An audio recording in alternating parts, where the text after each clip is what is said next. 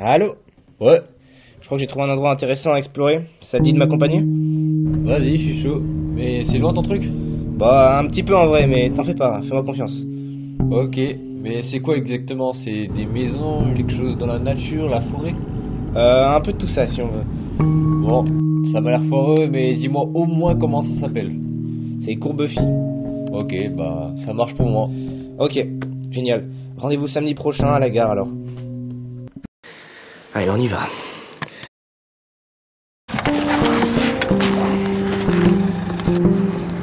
Ouais, Hugo.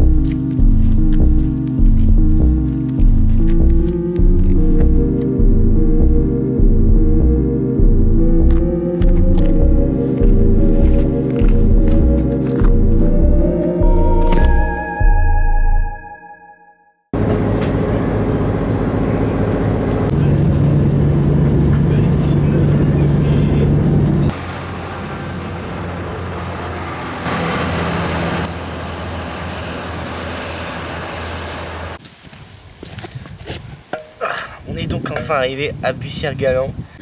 Je crois qu'on se rend pas compte, mais il fait vraiment super fort. On est vraiment genre au centre de la France. Et ouais, ça caille. Par contre, il n'y a pas âme qui vive ici. C'est perdu comme village. C'est dingue en vrai.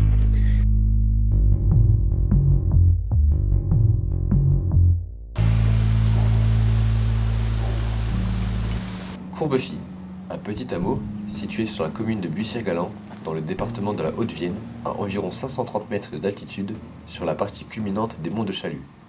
Il est distant d'environ 6 km au sud du village de Bussière-Galant. Le village occupe un espace vaguement ovale et est totalement entouré par les bois, à l'exception de sa partie sud. Occupée tour à tour par les Celtes et par les Romains, une forteresse y sera construite au XIIIe siècle par les vicomtes de Limoges. On y trouvait aussi des fontaines sacrées qui y furent longtemps au cœur de vénération et de pèlerinage. Mais c'est au XVIIe siècle que la malédiction va frapper une première fois. À cette époque, la ville, progressivement délaissée, est devenue le repère de brigands et des voleurs. Plus personne n'ose y mettre les pieds. Le village est un village de criminels. Alors, en 1660, les consuls de Limoges rasent la ville et exécutent tous les bandits.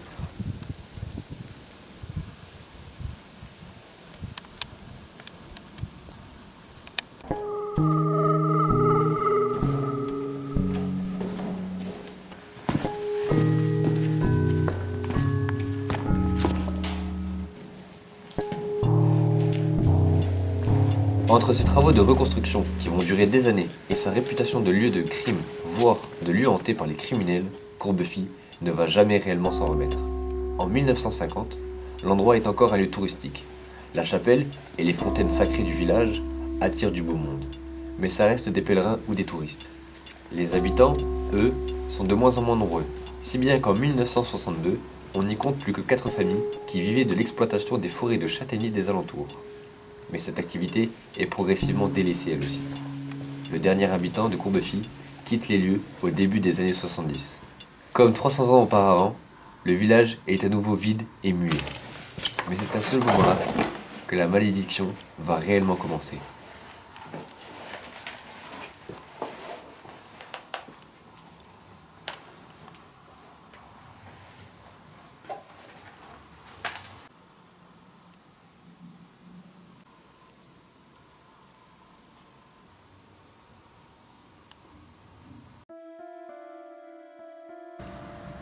Après des décennies d'abandon, Courbefi suscite l'intérêt d'un entrepreneur nommé Monsieur Toby. Ce dernier voit dans ce village déserté un fort potentiel touristique et élabore un projet ambitieux pour attirer les visiteurs. Son objectif est de transformer Courbefies en un lieu de vacances moderne et attractif, capable de rivaliser avec d'autres destinations. Pour donner vie à son projet, Monsieur Toby entreprend de lourds travaux. Il remet en état les anciennes maisons du village afin de les rendre habitables et accueillantes pour les futurs vacanciers. Il ne se contente pas de rénover, mais bâtit également 21 maisons neuves pour augmenter la capacité d'accueil. Et enfin, afin de séduire une clientèle diversifiée, Toby ajoute une piscine, une piste de karting, un terrain de tennis ainsi qu'un jardin paysager. Ces équipements sont pensés pour offrir des activités variées aux vacanciers et donner une nouvelle vie à Courbefies. Malgré ces efforts considérables, le projet de Monsieur Toby ne parvient pas à porter ses fruits. Courbefies reste difficilement accessible et trop éloigné des grands axes touristiques pour attirer un nombre significatif de visiteurs. Les efforts de marketing pour faire connaître ce nouveau site semblent insuffisants ou mal ciblés. Le village ne parvient pas à susciter l'engouement nécessaire pour devenir une destination prisée. Après le retrait de Monsieur Toby, le village de Courbefies est racheté par un Parisien, Roger Cassir, dans le but de le transformer en un lieu destiné aux colonies de vacances. Roger Cassir espère attirer des écoles, des associations ou des familles recherchant un lieu calme et sécurisé pour des séjours collectifs. Comme son précédent héritier, Roger Cassir se heurte à plusieurs obstacles qui font échouer son projet. Après le départ de Roger Cassir, un couple d'entrepreneurs venus du Gers prend le relais en 2003. Forts de leur expérience dans le secteur du tourisme, ils ont l'ambition de redonner vie à Courbefies en transformant le village en hôtel-restaurant. Ils proposent un espace de restauration, mais leur vision reste difficile à réaliser dans un village également isolé. Et donc, encore une fois, malgré des efforts importants, le projet de ce couple échoue également rapidement pour plusieurs raisons. Bien que l'idée de proposer un hôtel-restaurant semblait séduisante, le village peine à attirer une clientèle régulière, ce qui plonge rapidement l'entreprise dans des difficultés financières. Après 4 années de nouveau à l'abandon, pour la 3e fois de son histoire, le village est mis aux enchères le 20 février 2012 pour 330 000 €. Mais avec tout ce qu'il s'est passé, personne n'en veut. Le cas est assez unique dans le monde. Un beau village français totalement délaissé, à tel point que la CNN vient même y faire un reportage. Et d'un coup, suite à toute cette publicité, un mystérieux photographe coréen qui se fait appeler Ahae rachète Courbefies pour 520 000 € afin d'en faire un village pour artistes. Cet homme est mystérieux. Il ne parle pas trop de ses projets, personne ne sait vraiment d'où il sort, ni d'où lui vient tout cet argent. Mais il promet qu'il va faire revivre le village et créer des emplois. Il avait d'ailleurs plusieurs expositions au Louvre. Il semble de confiance. Les mois passent et rien ne se passe. Le photographe ne donne pas de nouvelles et Courbefies commence à devenir un terrain d'urbex pour explorateurs du coin. Le journaliste Bernard Askenoff se met à enquêter. Qui est ce mystérieux Ahae? Effectivement, il l'expose au Louvre et aussi au Jardin des Tuileries et à Versailles. Mais ces expositions, après recherche, ce sont en fait des locations d'espace. Les musées reçoivent de grandes sommes d'argent. On parle de plus d'1 million d'euros et en échange, ils exposent ce qu'ils souhaitent. Il n'est donc pas réellement un artiste. L'enquête avance et Bernard découvre que Ahae est l'auteur de plusieurs livres sur la gloire de Jésus et qu'il était même à la tête d'une église évangélique. Un curieux personnage dont on est en droit de se poser la question: que veut-il réellement faire de Courbefies? Le 16 avril 2014, moins de 2 ans après l'achat de Courbefies, le navire Sewol coule au large de la Corée du Sud, faisant plus de 300 morts. Le bateau appartenait à la Cheonggaejin Marine Company, dont le président était jusqu'alors un certain milliardaire du nom de Yoo Byung-eun.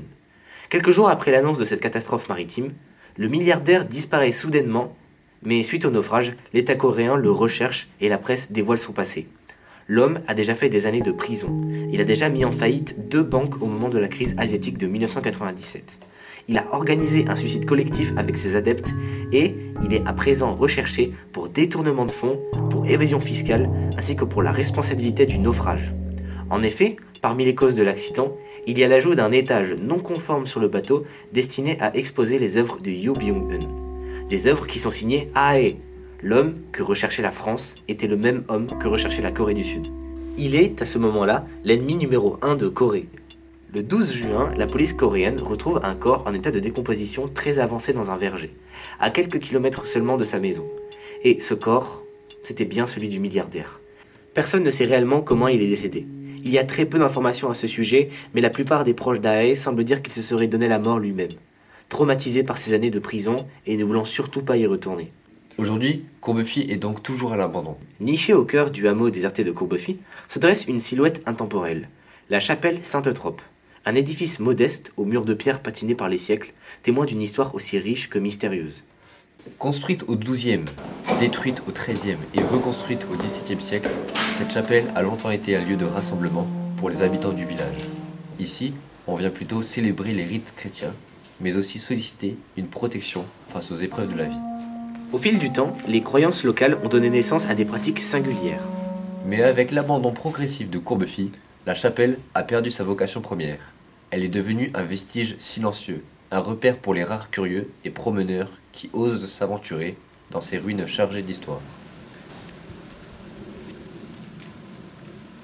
À quelques pas de la chapelle Sainte-Trope, dissimulées dans la végétation, 3 fontaines murmurent encore les légendes d'un autre temps. Elles sont connues sous le nom de Bonnes Fontaines et sont dédiées à Sainte-Trope, protecteur et guérisseur. Autrefois, les habitants de Courbefy, périodiquement ici pour puiser une eau à laquelle on prêtait des vertus miraculeuses. Chaque fontaine avait sa spécificité. L'une pour soigner les maladies de peau, une autre pour soulager les douleurs, et la dernière pour protéger les enfants et assurer leur bonne croissance. Aujourd'hui encore, bien que le village soit déserté, la tradition persiste. Des visiteurs anonymes laissent derrière eux des ex-voto. Ce sont des morceaux de tissu noués aux branches, des chaussures d'enfants abandonnées sur les pierres moussues, un témoignage silencieux d'espoir et de prière. Ces fontaines, vestiges d'un culte ancien, continuent d'exister en marge du temps. Ni totalement oubliées, ni totalement vénérées. Elles restent un point de passage pour les curieux et les âmes en quête de mystère. Alors superstition ou réelle puissance de l'eau, chacun jugera. Mais ici, à Courbefy, le passé n'a pas dit son dernier mot.